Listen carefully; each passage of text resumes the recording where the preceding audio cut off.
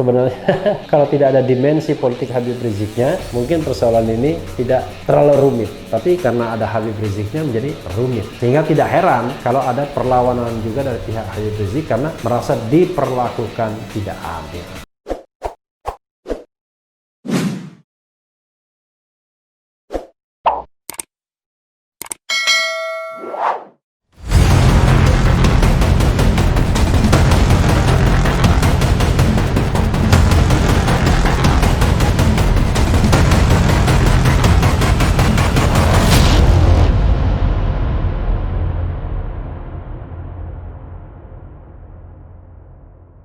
Assalamualaikum warahmatullahi wabarakatuh, Sobat RH sekalian. Jumpa lagi kita di channel yang keren ini, Keren Cadas. Nah, saya mau meng-highlight ya pernyataan dari Gatot Nurmantio sebagaimana dilansir oleh ID Today News, yaitu soal pemeriksaan Habib Rizik. Gatot Nurmantio, kalau memang negara ini adil, maka semua kumpulan harus diperiksa. ID Today News, mantan Panglima TNI Gatot Nurmantio meminta aparat tidak tebang pilih dalam menindak pelaku pelanggaran protokol kesehatan yang menimbulkan kerumunan di tengah mewabahnya pandemi COVID-19. Menurut Presidium Koalisi Aksi Menyelamatkan Indonesia Kami itu, jika memang negara ini adil, seharusnya semua aktivitas yang menimbulkan kerumunan ditindak tegas, tidak pandang bulu. Gatot Nurmantio menyatakan demikian, merespons peristiwa kerumunan massa yang dihadiri Imam Besar Front Pembela Islam FPI Rizik Syihab. Sebab acara kerumunan yang dihadiri Rizik Syihab berbuntut panjang.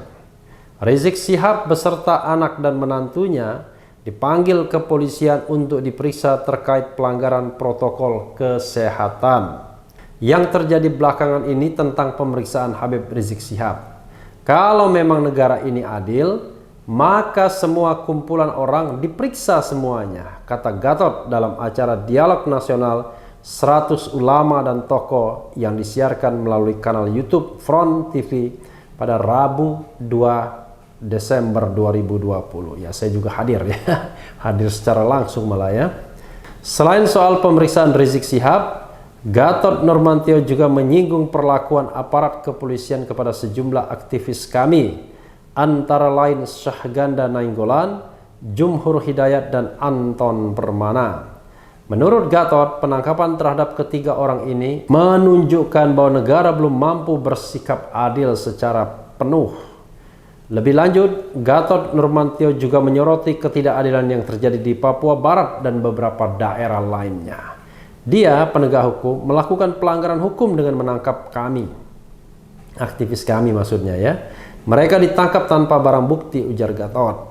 Seperti diketahui, pada hari Rabu 2 Desember 2020, polisi telah 2 kali melayangkan surat pemanggilan kepada Rizik Syihab buntut acara kerumunan pada Maulid Nabi Muhammad sekaligus acara pernikahan Putri Rizik Syihab Sabtu 14 November 2020. Acara yang dihadiri sekitar 10.000 tamu undangan itu pun telah memakan korban lantaran banyak pejabat dicopot dari jabatannya.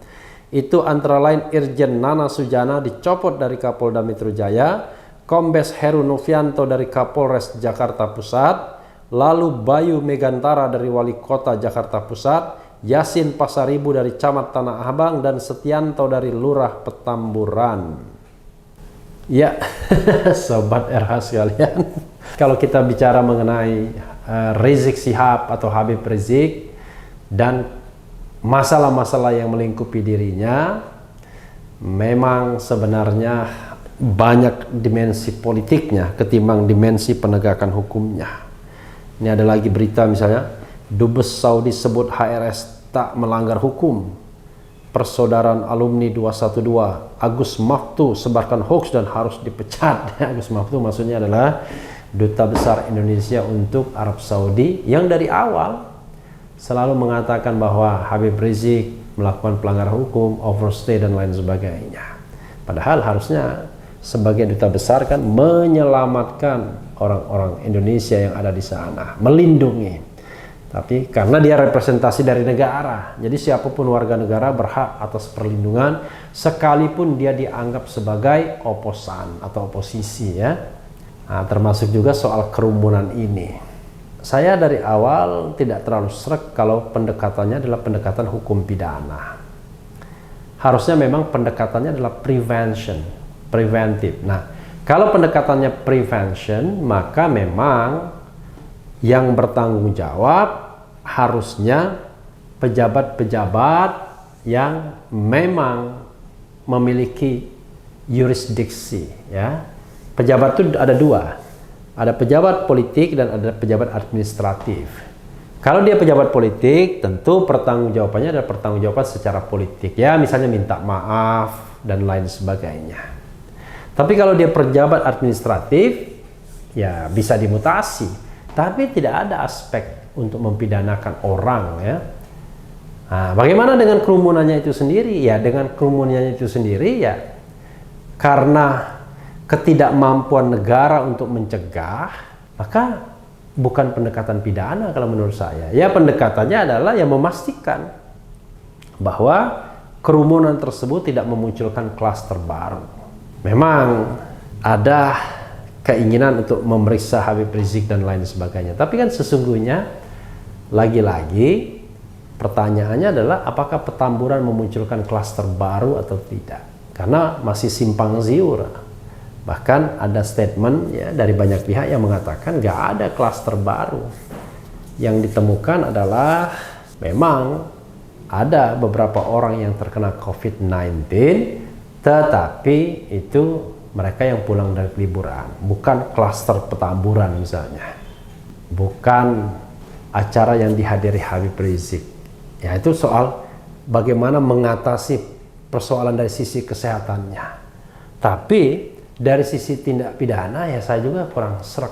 Apalagi kalau yang diterapkan itu adalah pasal 93 Undang-Undang Kekarantinaan Kesehatan Masyarakat yang sudah berkali-kali saya singgung di sini. Undang-undang itu mengatakan siapa yang tidak mematuhi protokol atau penyelenggaraan kekarantinaan kesehatan masyarakat atau menghalang-halangi penyelenggaraan kekarantinaan masyarakat sehingga menyebabkan kedaruratan kesehatan masyarakat, maka diancam hukuman 1 tahun dan atau denda 100 juta rupiah. Artinya di situ dikatakan siapa yang tidak mematuhi, satu, siapa yang menghalang-halangi. Nah, pertanyaannya adalah dalam konteks ini yang tidak patuh siapa? Yang tidak patuh itu udah kerumunan orang itu, semuanya, tidak hanya Habib Rizik. Semua orang kerumunan itu menjadi tidak patuh. Kalau menghalang-halangi, rasanya tidak juga. Tidak patuh iya. Nah, ketidakpatuhan ini apakah kemudian pantas diganjar dengan pidana? Makanya pendekatannya harus pendekatan prevention, pendekatan pencegahan, yaitu dengan otoritas. Kenapa kerumunan tersebut tidak dibubarkan atau tidak ada aparat yang pada waktu itu memastikan agar protokol kesehatan itu dijalankan secara baik? Ada sebenarnya. Terbukti misalnya BNPB, Badan Nasional Penanggulangan Bencana, membagikan masker ke acara di Petamburan tersebut. Artinya sebenarnya ada tindakan-tindakan seperti itu. Tapi pertanyaannya adalah, karena ini kedaruratan kesehatan nasional, ya kita tanya, Kementerian Kesehatan ada nggak tindakannya? Kementerian Kesehatan minta bantu nggak dengan tenaga-tenaga kesehatan? Atau dia minta bantu nggak dengan aparat? Jadi sebenarnya dalam protokol kesehatan ini, penegak hukum itu tidak frontliner, tidak berada di depan. Karena negara sudah dinyatakan dalam keadaan darurat. Yang berada di depan itu adalah BNPB dan Kementerian Kesehatan. Masalahnya adalah apakah BNPB sudah melakukan? Nah, kita lihat BNPB paling tidak dia sudah membagikan masker. Kementerian Kesehatan melakukan apa tidak? Nah, Kementerian Kesehatan dia rasanya tidak melakukan tindakan apa-apa, padahal dia yang harus menjaga kedaruratan kesehatan masyarakat ini karena dia leading sektornya. Sementara aparat penegak hukum itu supporting sistemnya. Nah, lalu bagaimana dengan Pemda DKI? Dalam hierarki Pemda DKI juga harus bertanggung jawab. Pertanggungjawaban seperti itu, ada nggak tindakan dari Pemda DKI? Sudah ada. Sudah ada prevention, peringatan, dan lain sebagainya. Berarti kan ada kegagalan. Nah, kegagalan memprevention itulah yang kemudian berakibat pencopotan. Harusnya dari tenaga medis, kesehatan, atau dari Kementerian Kesehatan, petugas-petugas kesehatan, ya ada juga yang dipermasalahkan. Berarti mereka tidak menjalankan fungsinya dengan baik. Kemudian pencopotan Kapolda misalnya, ya harus dipahami sebagai kegagalan untuk memprevensi, tapi memprevention ya, mencegah. Tapi masalahnya adalah apakah dia dimintai bantuan atau tidak. Mengingat menurut saya leading sektornya itu bukan penegak hukum. Leading sektornya adalah Kementerian Kesehatan dan BNPB. Jadi kalau dia tidak dimintakan bantuan, ya bukan kesalahan seorang Kapoldanya. Karena Kapolda tidak bisa menjadi frontliner, karena ini kondisinya adalah darurat kesehatan masyarakat yang leading sektornya itu orang kadang-kadang tidak sadari. Leading sektornya Kementerian Kesehatan dan BNPB, walaupun dibypass lagi oleh pemerintah pusat dengan membentuk komite yang diketuai oleh Erlangga Hartarto, dan bahkan BNPB hanya menjadi subsistem dari sistem tersebut, dan kepala BNPB hanyalah anak buah dari pelaksana tugas sehari-hari, yaitu Erick Thohir, Menteri BUMN. Jadi Sobat Era sekalian, ini ada keruwetan, ada kerumitan birokrasi untuk menilai siapa yang harus bertanggung jawab terhadap kerumunan pertamburan tersebut dari sisi prevention. Tapi begitu kejadiannya sudah terjadi, kerumunan sudah terjadi di berbagai tempat misalnya, maka pendekatan yang paling masuk akal adalah pendekatan kesehatan. Untuk memeriksa, memastikan bahwa mereka yang berkerumun tersebut tidak terkena. Tapi kalau pendekatannya pidana misalnya, waduh, kalau pendekatannya pidana seharusnya semua bisa dipidanakan, setiap kerumunan tersebut yang kira-kira viral. Dan berapa orang yang akan dipidanakan? Masa yang dipidanakan cuma satu orang saja yang dianggap bertanggung jawab? Yang bertanggung jawab itu harusnya juga pejabat-pejabat. Jadi Sobat Era sekalian, wajar kalau Gatot Nurmantio akhirnya mengatakan, ya seolah-olah kok seperti mengincar Habib Rizik. Penegakan hukum jadi tidak adil. Padahal kalau kita bicara mengenai kerumunan seperti itu, ya lagi-lagi karena kondisi darurat kesehatan masyarakat, petugas sesungguhnya bisa membubarkan kerumunan tersebut atau meminta mereka mematuhi protokol kesehatan ketika kegiatan berlangsung sesungguhnya. Nah, dilakukan atau tidak? Jadi persoalannya memang sebenarnya kalau tidak ada dimensi politik Habib Riziknya, mungkin persoalan ini tidak terlalu rumit. Tapi karena ada Habib Riziknya menjadi rumit. Sehingga tidak heran kalau ada perlawanan juga dari pihak Habib Rizik karena merasa diperlakukan tidak adil. Seperti ditarget, disasar, dan lain sebagainya. Dan menurut saya pendekatan kerumunan itu dalam pendekatan pidana untuk mencari tersangka, menurut saya bukan sebuah pendekatan yang bijak. Harusnya pendekatannya pendekatan kesehatan.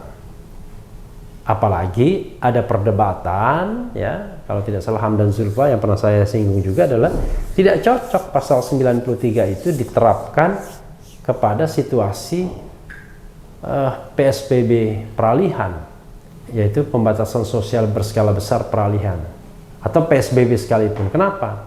Ini cocok diterapkan untuk karantina. Kalau karantina kesehatan masyarakat, kita tahu ada karantina rumah sakit, dan karantina wilayah, maka mudah menerapkan pasal ini. Yaitu siapa yang melanggar karantina, kan karantina itu gampang, lockdown.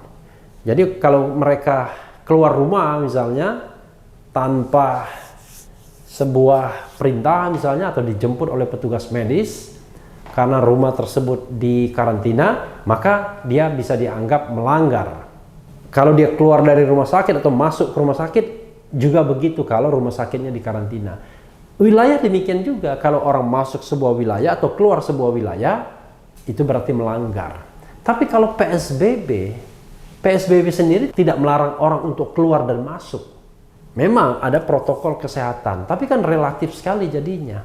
Misalnya menjaga jarak dan lain sebagainya. Kalau lihat, ini mohon maaf ya, sekarang ini kalau kita melihat kerumunan, aduh, jaga jarak itu susah untuk ditaati. Coba lihat misalnya, kalau kita pergi sekarang, sholat Jumat sudah sangat berdekatan. Ya, 1-2 orang pakai masker. Banyak, tentu mayoritas yang pakai masker. Tapi menjaga jarak 1 meter itu nggak terjadi lagi. Jadi banyak sekali protokol-protokol kesehatan yang dilanggar, tidak hanya di Petamburan, tapi hampir semua acara. Nah, karena itulah sebenarnya pemerintah harus melakukan pendekatan prevention, pencegahan sebaik-baiknya. Ya, salah satunya adalah dengan sosialisasi, menjaga jarak, memakai masker, kan begitu, mencuci tangan. Itu adalah sosialisasi yang terus-menerus yang menurut saya memang harus dilakukan. Tapi kalau masih terjadi juga kerumunan tersebut, maka kita bicara siapa yang bertanggung jawab untuk memprevention itu, untuk mencegah itu.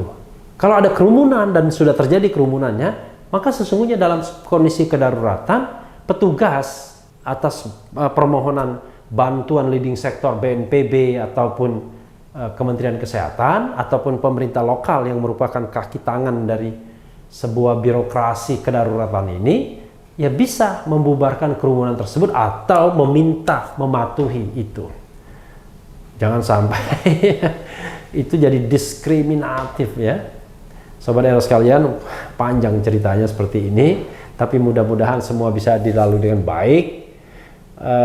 Demikian juga soal atau masalah Habib Rizik ini, ya biarkanlah Habib Rizik tenang ya, sehat kembali, karena kelihatan kondisi kesehatannya tidak terlalu baik ya, ada penurunan kesehatan. Dan setelah sehat nantinya, marilah sama-sama menjaga ruang demokrasi ya, rule of the game-nya. Tidak apa-apa mengkritik pemerintah, pemerintah juga harus siap dikritik ya. Yang paling penting adalah kita punya boundary-nya, punya batas-batasnya. Dan Habib Rizik sebenarnya sudah mengucapkan batas itu. Ketika dia mengatakan revolusi akhlak itu sebenarnya menegakkan nilai-nilai Pancasila, selesai sesungguhnya, apalagi mau dipersoalkan. Artinya, boundary Pancasila dan Undang-Undang Dasar 1945 sebagai the common platform kita juga diakui oleh Habib Rizik Syihab. Selesai. Dia mengaku nilai ketuhanan, nilai kemanusiaan, nilai persatuan, nilai kerakyatan, dan nilai keadilan sosial.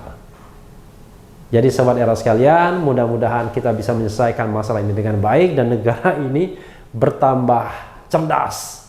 Bukan tiap hari yang terjadi adalah kasus-kasus yang membuat kita kemudian menjadi tidak cerdas begitu ya.